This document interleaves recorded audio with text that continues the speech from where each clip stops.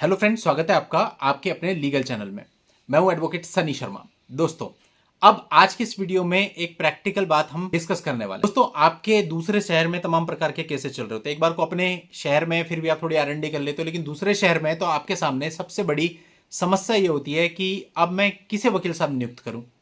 क्योंकि वकील साहब, आपको पता है, वकील साहब की भी कैटेगरी होती है। जैसे डॉक्टर्स की कैटेगरी होती है कि भाई हार्ट का डॉक्टर है, ये आपका दिमाग का डॉक्टर है, ये छाती रोग विशेषज्ञ है।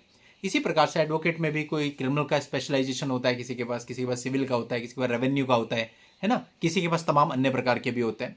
तो आप किन्हें हायर करें? क्योंकि देखा ये जाता है अमूमन की जो फैमिली कोर्ट के मैटर्स होते हैं उनको हर कोई हैंडल कर लेता है, कोई मना नहीं करता। सिविल वाला भी कर लेगा, क्रिमिनल वाला भी कर लेगा, रेवेन्यू वाला भी कर लेगा, अदर जो कैटेगरी से बिलोंग करते हैं वो भी कर लेंगे। बट आपको क्या करना चाहिए, इस पे मेरी क्या राय हो सकती है वो मैं आपको बताना चाहता हूं। देखिए, आपको पता होगा कि जब भी आपके ऊपर कोई केस आते हैं, आपकी वाइफ केस दर्ज करती है, उनमें 3 केस मुख्य रूप से होते हैं। 498 एक ही एफआईआर होती है, यानी एक पुलिस एफआईआर होती है, एक डीवी एक्ट का केस होता है और एक 125 सीआरपीसी होता है, जो कि अब 144 बीएनएसएस बन चुका है।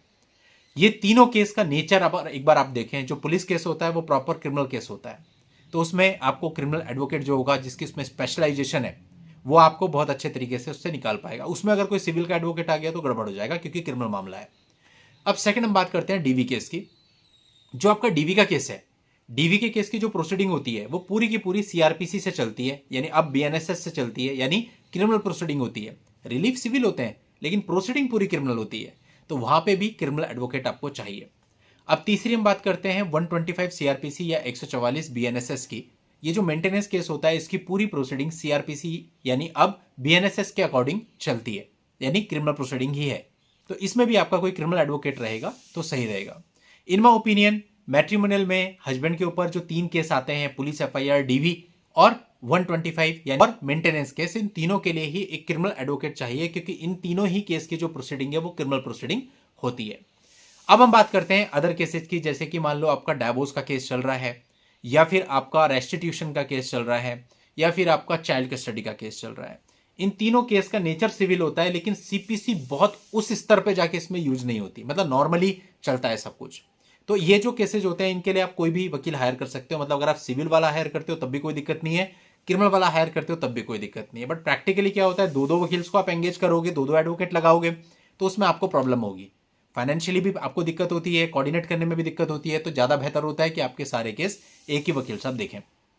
तो जाहिर सी बात है, जो वकील साहब आपके बाकी के केस देख रहे हैं, 498A, 125 डीवी, वही आपका डाइवोर्स का केस भी देख सकते हैं। उसमें कोई इतना बड़ा टेक्निकल वो नहीं है कि सिविल का कोई बहुत बड़ा आपको उसमें पैंतरा लगाना है, या कोई ऐसा बहुत नॉर्मल प्रोसेस होती है उनकी। तो यानी आपकी एक वकील साहब ही सारा डील कर सकते हो, कि सिविल का ज्यादा ज्यादा 1 या 2 केस होते हैं। हाँ, अगर आप कोई प्रॉपर सिविल सूट फाइल कर रहे हो, लाइक आप सूट फॉर डैमेजेस फाइल कर रहे हो, आप रिकवरी सूट फाइल कर रहे हो, आप टाइटल सूट फाइल कर रहे हो, cancellation of sale deed file कर रहे हो, इस तरह की चीजें अगर आप कर रहे हो जो प्रॉपर सिविल नेचर की है, उसके लिए फिर आपको वो वकील चाहिए जो सिविल में स्पेशलाइज्ड हो। इन चीजों को आप कभी भी क्रिमिनल वकील से मत करवाओ, क्योंकि डेफिनेटली उनकी अपनी स्पेशलाइजेशन है और सिविल वाले की अपनी है।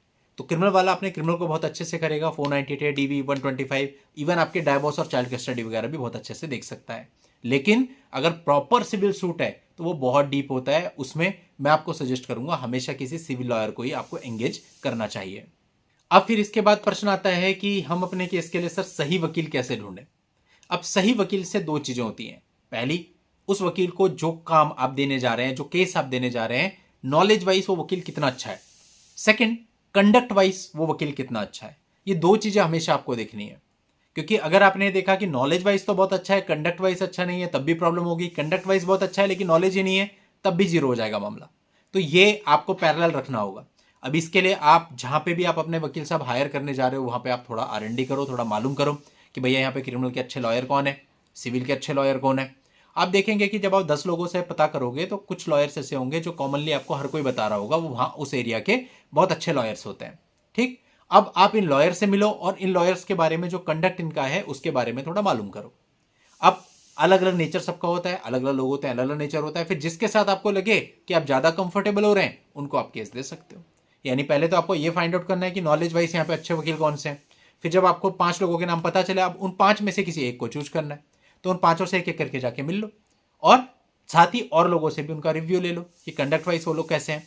तो जो भी आपको पता चलता है अपनी तरफ से जो आप कर सकते हो वही, बाकी तो कोई ऐसा पैंतरा है नहीं कि आप बिल्कुल परफेक्ट वकील साहब चूज कर लोगे, लेकिन जितना आप कर सकते हो तो आप एक अच्छे वकील साहब चूज करके अपने मामले को अच्छे से चला सकते हैं।